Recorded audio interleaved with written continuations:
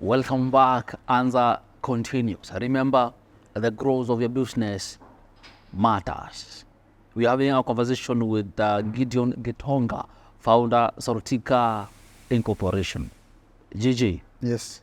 do you have a success routine that you follow every day? I wouldn't say I have a routine that I follow every day, Okay. but one of the things that I do is to be positive and to be a go-getter. I think those are key ingredients that should be able to embody should be attributes for any entrepreneur. Life for an entrepreneur is very, very difficult. I always see a lot of people say that, when you hear people like James Mwangi are running over 300 million shillings a year, then you're like, they shouldn't be making that kind of money. They should be making that kind of money because the kind of stress they have gone through, it's crazy. So being positive every day, even in the face of adversity, I think those are the key drivers for an entrepreneur. Okay. So I'm always positive and I always grab every opportunity that comes across my way. So you get opportunities like this on being on the answer show. It's an opportunity that presented itself. So I want to be here. I want to talk about my business. I get an opportunity to meet other entrepreneurs, to meet investors, to meet people. I always talk about my business. So you take advantage of these opportunities. You are always positive that people will be receptive. It doesn't mean you're not going to get no's. You're going to get so many no's and you're going to fail so many times. But success for any entrepreneur is how many times you rise up and do it all over again. Okay. So definitely what is important is to be positive and to always have a heart of always wanting to try out. So that's what keeps me going. And I think I would say that's my success secret. Uh-huh. I've failed so many times. but That's I'm still- nice. You're talking of failing many times. Yes. Tough times will come Definitely. when you are an entrepreneur. Yeah. How do you make sure that you thrive? Yes. They want to know. Yes. How do you thrive during those tough times? Yeah, so of course, tough times are there for an entrepreneur, and businesses actually fail. The statistics are very worrying. 80% of startups don't see their fifth year. 50% of them fail within their first year. So obviously, all these are tough signs for entrepreneurs. So one of the things that they have to do is we say cash is king in any business. Cash is king. Cash is king. So you have to look at your cash flow. So the first thing that you do when you're facing some bit of trouble, like for example when you're doing the COVID time, is to be able to readjust how you get paid. You need to get paid fast so that you have more money on your cash. You need to look at your expenses. You need to manage your expenses. You get it? The other thing is probably look at strategic partnerships. You need to partner. Two heads are stronger than one. How can you be able to improve operational efficiency? If it is sharing an office, share an office with your partners. If it is sharing customer base, for example, you may be serving customers in the same customer segment. So if you can share customer base, then that would really be good. For example, I'll give you an example. For example, Sortika has partnered with the PCA Church. And through the application, we are giving them APIs to some of our services. We're partnering with SACCOs. We give them APIs to some of our services so that their customers can be able to consume. We are partnering with taxi hailing applications so their drivers can save every time they get paid, and we give them access to our service. So you partner so that you can share customer base. You partner so that you can be able to increase operational efficiency.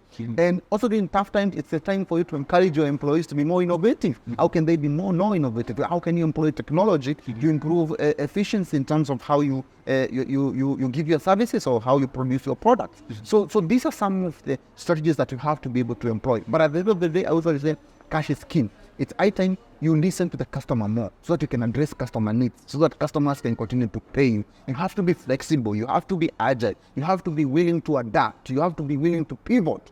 If a particular service is outdated, you have to be willing to pivot and provide what the customer is asking for. So those are the things that I really ask a lot of entrepreneurs to employ during the tough times. They have to be agile, they have to be flexible, they have to be willing to pivot, and they have to be receptive to customer feedback. Yes. Agility, flexibility, adaptability. Hey, Mr. Gitonga, wisdom. That's nice. That's nice. Now, there comes a time when business don't do good. Yes. When do you say that enough is? I'm not going to. This service has failed. This business has failed. Yes. At what time do you say, "Chatuna"? Yeah, so obviously for you to determine that your business has failed, it has to be informed by what your business objectives were. When you started, what did you want to achieve? When you were launching the product, what did you want to achieve? So when a business fails to achieve its business objective, then that's when you actually say you're good. For example, if your objective was to be profitable, and the business is not generating enough cash flow for you to actually be profitable, then obviously you cannot sustain it. So then you have to accept that you have to cut your losses. And I always tell people, I know when you start a project or when you start a business, it's your baby and you want to nurse it to grow, right? But you have to be strategic and you have to know that it's no longer working as it should be able to work, right? So for example, you have a lot of customer dissatisfaction. Customers are always complaining about your product. You have very bad reviews. You either pivot or you either cut your losses and move on. You're not making as many sales as you had hoped to make. So sales are not the way you had projected. So you have to cut your losses and be able to move forward. The product is no longer aligned to your objectives of the company, or it does not align to your bigger vision or your bigger mission. You have to cut your losses and be able to go. So that's when you know that this product is not working as it should, and it's important. But there's something I must say. If you're an entrepreneur, we usually say it's 12 years. You have to try for 12 years before you can give up. So you have to be at it. Lazima ukazane, man. Kazane, 12 years, at least a decade plus 2 years. Okay. You really have to work on it. You really have to pivot. You really have to be agile until it can be able to work. But 12 years down the line, if it's not working, probably you should start considering plan B and C. Try another route. Mr. Gitonga, I want to talk about business and environment. Yes. What factors should they consider when starting a business? As far as business, environment is concerned. Yes. So the business environment is very, very, very important, and it's also the support environment. So number one is the regulatory framework around being able to start businesses in that particular country, right? So if you have a proper regulatory framework that protects things like the IP rights of people. For example, I'm a founder at Sotika Inc. I would want to know that in Kenya there's a proper regulatory framework to protect my IP, so that people cannot duplicate my product tomorrow and they have nowhere to take them.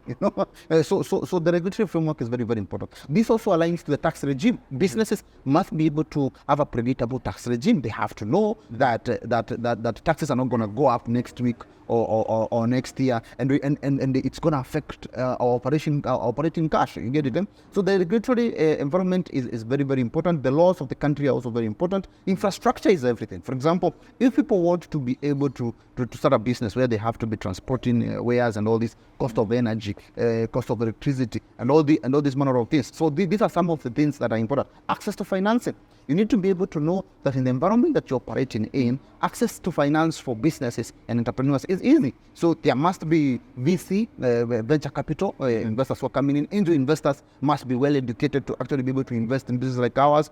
Banks should not shy away from being able to finance SME businesses. So that's the kind of an environment that you'd really want to be in when you're doing a business. Then again, how big is the market? How big is the market? So, and that's the reason why I know governments are working very hard to sign trading blocks, agreements. Why? Because they want to increase the market size, right? The other day I had the president talking to the Arabs, the Saudians who had come to invest here, and he was talking about we have opened bigger markets in Africa for the leather products that you're going to be doing here. So it makes sense for you to be able to invest. The other factor is the purchasing power of the people. You want people to have the money to buy your product. You get it, right? So it really makes a lot of sense if you're able to increase the spend for the common wananchi in the country. If your people are poor, then they cannot buy. So it becomes a problem for you to actually be able to start a product and be able to drive that particular market. So those are some of the factors that affect the environment that you want to trade. In. Those are the things that you have to consider. You have to look at. You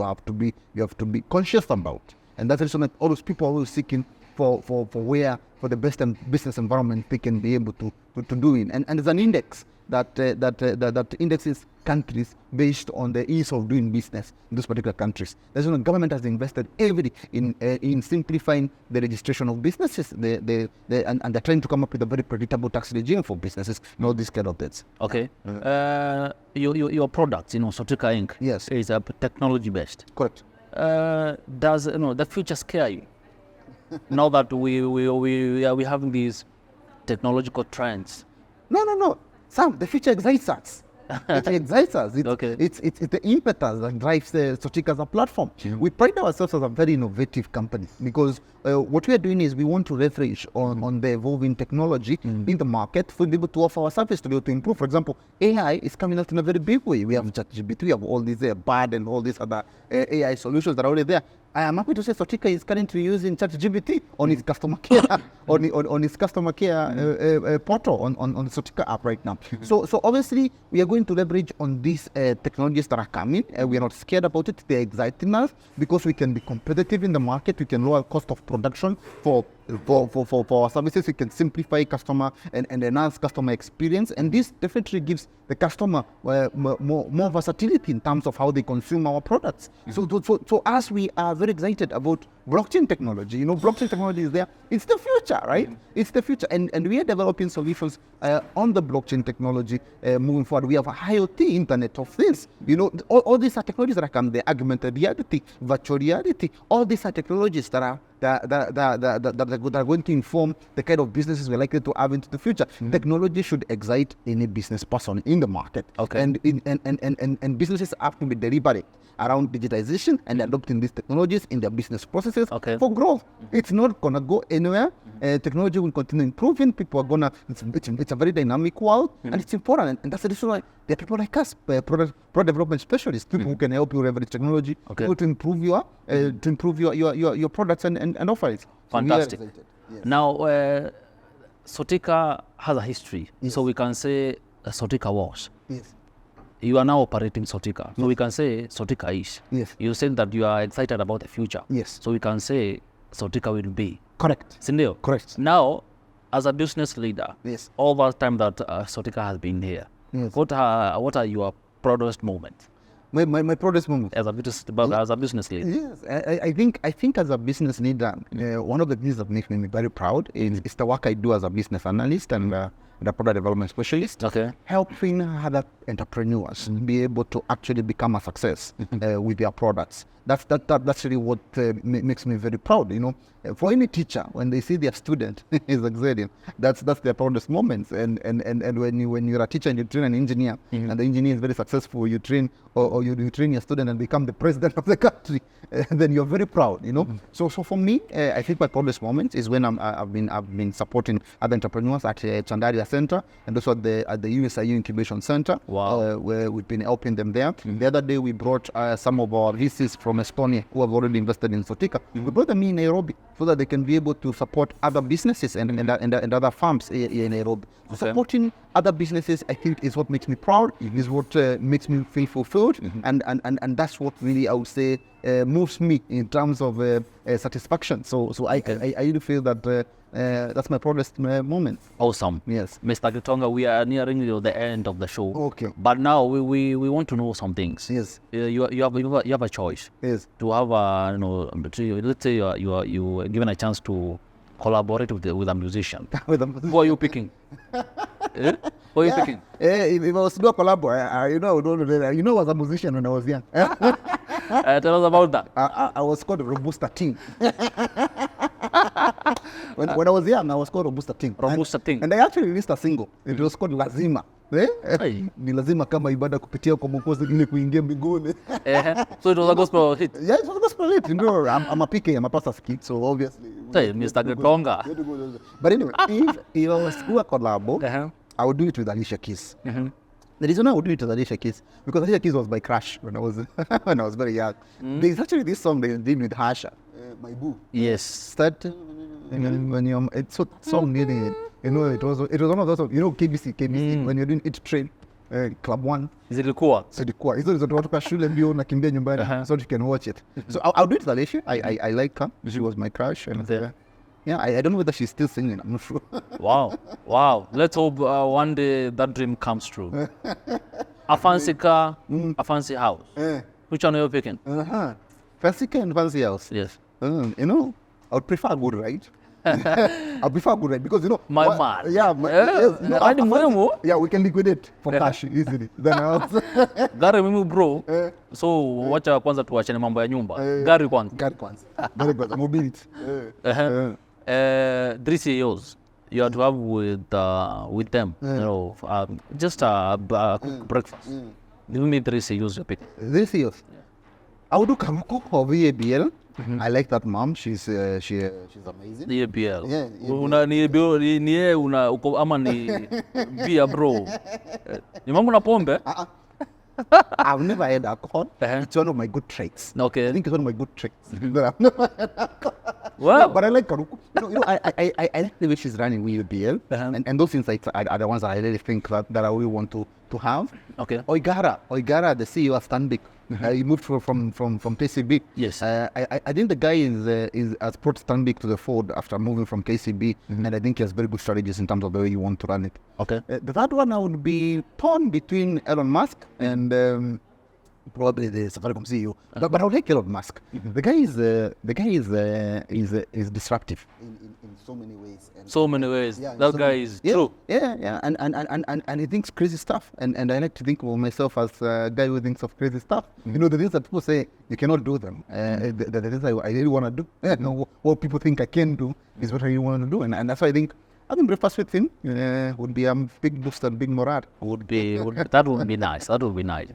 Now, opportunities are out there. You know, you've been in the industry. You know the do's and don'ts. Yes. The opportunities that fans of Vanza can take advantage of.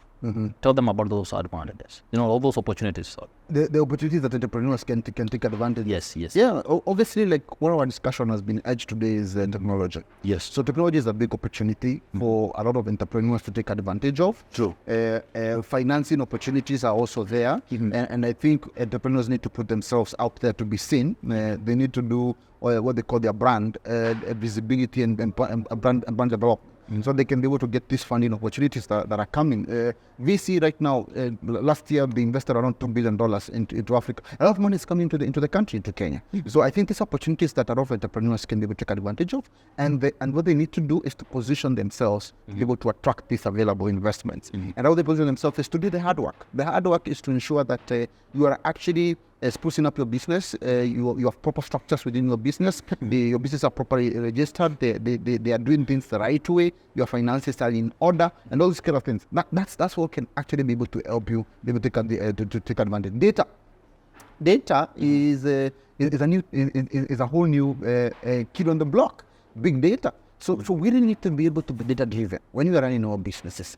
And we need to be able to innovate around ways of collecting data. We have AI that helps us collect data and analyze data now. So I think we need to take advantage of data so that we can be able to make data-driven decisions as entrepreneurs, because that is what can actually be able to be the difference between us, between failure and success. It's how you're able to analyze data, because the world is very dynamic. Customers want things chap, you know, and customers are changing preferences very quickly. So it's important for us to be updated in terms of these preferences, and we can leverage on technology, we can leverage on data for us to be able to provide data-driven solutions to our customers. So those are some of the opportunities that I see that a lot of entrepreneurs can be able to take advantage of. Yeah. Fantastic. I listening to you, talking about these technologies and all. It's something that people should take advantage of, because there's no going back. Yeah, tech is there to stay. Now is the time for people to be, conversant with all these things. Correct.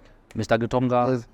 your parting shot. My party shot. And of course, you'll look at this Okay. camera here. Your Okay. parting shot. Yeah, my party shot. Tumalize kitu. So what I would like to tell entrepreneurs in the country is that you need to be proactive in terms of the way you manage your businesses. You need to be able to start thinking about how can you be able to grow and acclimatize to the dynamic environments that we have currently, including customer needs, which are changing very, very, very rapidly. And obviously, is to be able to take advantage of technology to be able to do that. But beyond that is to be proactive in the marketplace.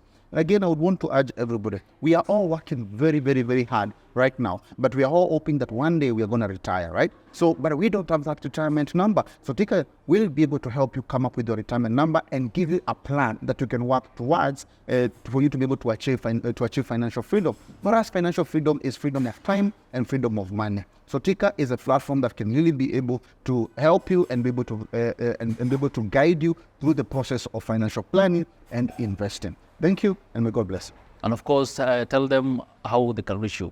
Sure. So Yes. if you want to reach me, I'm on LinkedIn. Gideon Gitonga, founder at Sotika Inc. You can get me at my phone number is 0769337526. You can always get me there. If you want to know more about Sotika, it's www.sotika.co.ke. Our application is available on Play Store and Sotika also on iOS as as Sotika. So as long as you are within Sotika premises, you will definitely be able to find me. And of course, I can also help you in your product development activities, in your business analysis activities, and be able to help your business grow moving forward. Thank you very much. Very well. Asante. Asante sana Mr. Gideon Gitonga. Nashukuru. We appreciate sana. And I know people out there have learned something. Correct. We told you at Anza, we bring you the best. Well, that brings us to the end of this episode today.